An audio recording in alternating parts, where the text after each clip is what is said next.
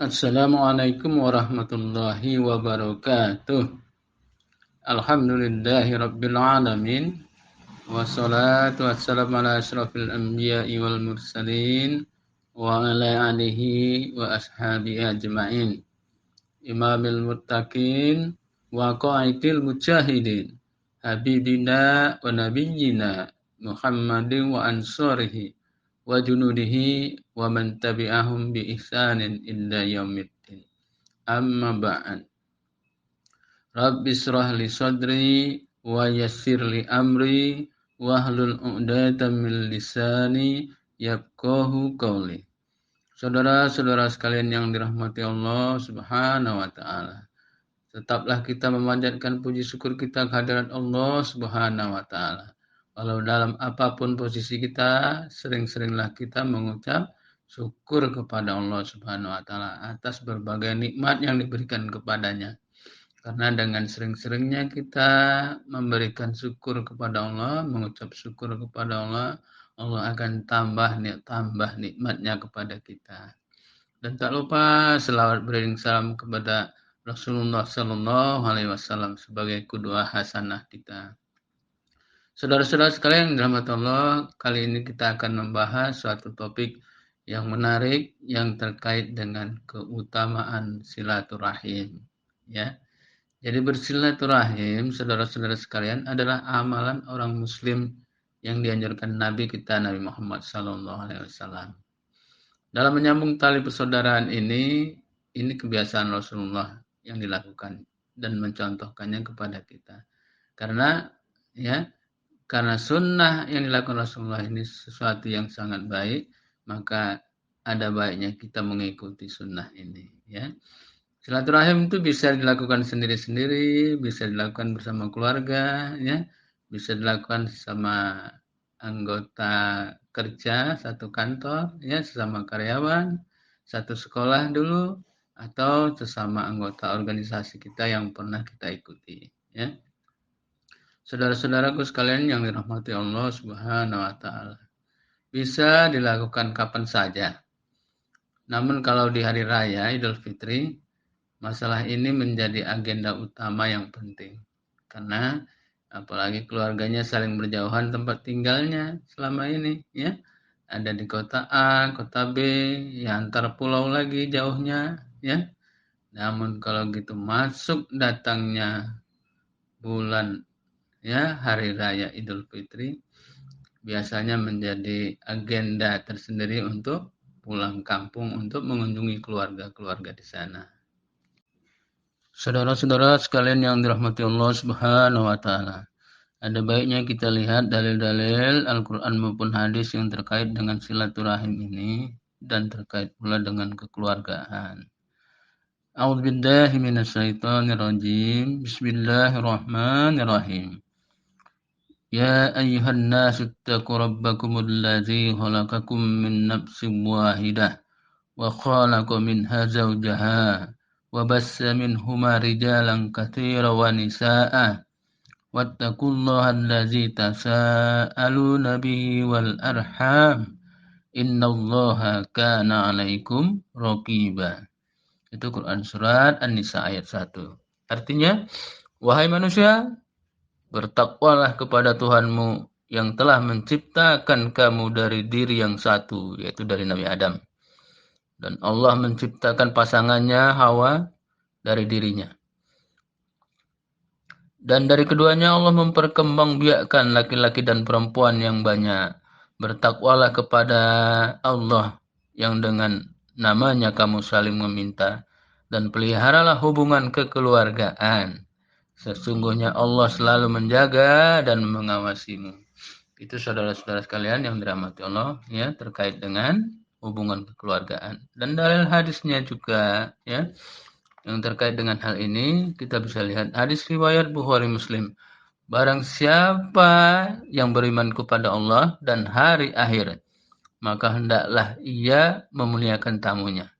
Dan barang siapa yang beriman kepada Allah dan hari akhir, maka hendaklah ia menyambung silaturahmi. Hadis riwayat Bukhari dan Muslim. Saudara-saudara sekalian yang dirahmati Allah.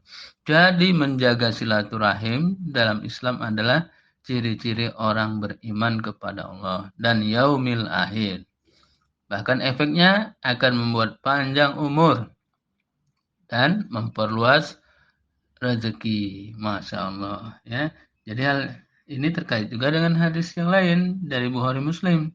Barang siapa yang ingin diluaskan rezekinya dan dipanjangkan umurnya, maka sambunglah tali silaturahim. Ya, ini cukup jelas dan sudah cukup populer kalau masalah hadis ini, ya. Dan ada yang lain, ya, tentang ini. Hadis yang lain adalah, ya, menghimbau kita untuk terhindar dari masuk ke dalam api neraka, ya. Jadi lawannya adalah kita bisa masuk ke dalam surganya. Apa itu? Hadis riwayat Bukhari Muslim. Tidak akan masuk surga pemutus tali silaturahim. Nah, ini jadi peringatan kepada kita agar memperkuat hubungan ukhuwah Islamiyah kepada sesama keluarga kita dulu, saling turunan satu orang tua, ya. Baru setelah itu dengan, ya, keluarga-keluarga yang lain. Saudara-saudara sekalian yang dirahmati Allah. Jadi alangkah baiknya, ya, hadis dari Bukhari Muslim ini menjadi wejangan bagi kita antar keluarga berkeluarga. Sebaiknya, ya, hadisnya bisa dihafal, ya. Man ahabba ayyubsatalahu fi rizqihi, ya, wa yumsa'alahu fi asy'ariki falyasil rahimah. Barang siapa yang ingin dilapangkan rezekinya dan ditangguhkan ajalnya atau dipanjangkan umurnya, hendaklah ia bersilaturahim, ya. Falyasil rahimah. Masya Allah, ya. Saudara-saudara sekalian yang dirahmati Allah Subhanahu wa taala. Dan dijauhkan dari neraka. Hadis riwayat Bukhari Muslim yang lain. Engkau menyembah Allah Subhanahu wa taala dan tidak menyentuhkannya sesuatu dengannya, mendirikan sholat, ya, kemudian mengeluarkan zakat dan menyambung tali silaturahim. Hadis riwayat Bukhari Muslim. Saudara-saudara sekalian, juga ada baiknya kita, ya, membaca peringatan dari Allah Subhanahu wa taala yang mengingatkan kita janganlah kita jadi pemutus silaturahim, sebagaimana di Quran surat Muhammad ayat 22-23. Bismillahirrahmanirrahim. Fahal asaitum in tawallaitum an tufsidu fil ardi wa tuqatti'u arhamakum. Ulaika allazina la'anahumullahu fa asammahum wa a'ma absarahum. Maka apakah kiranya jika kamu berkuasa kamu akan membuat kerusakan di muka bumi dan memutuskan hubungan tali silaturahim atau kekeluargaan. Mereka itulah orang-orang yang dilaknati Allah dan ditulikan telinga mereka. Quran surat Muhammad 22-23. Jadi itu peringatan kepada kita, jagalah senantiasa ukhuwah Islamiyah di antara kita, ya. Tapi ada pertanyaan, bagaimana kita mau menjalin silaturahmi kalau di masa pandemi? Ya, di mana-mana, ya, dikhawatirkan kita bisa kena penyakit, ya, banyak virus dan segalanya, ya. Maka ada baiknya tetap kita menjaga prokes, ya. Pakailah masker kemana-mana, ya, jaga jarak, ya. Begitulah anjurannya. Karena pandemi ini terjadi tetap karena izin Allah Subhanahu wa taala, ya. Jadi untuk mengantisipasi itu ada baiknya kita senantiasa berdoa kepada Allah Subhanahu wa taala. Allahumma inna nas'aluka ridhaka wal jannah wa na'udzubika min sakhatika wan nar.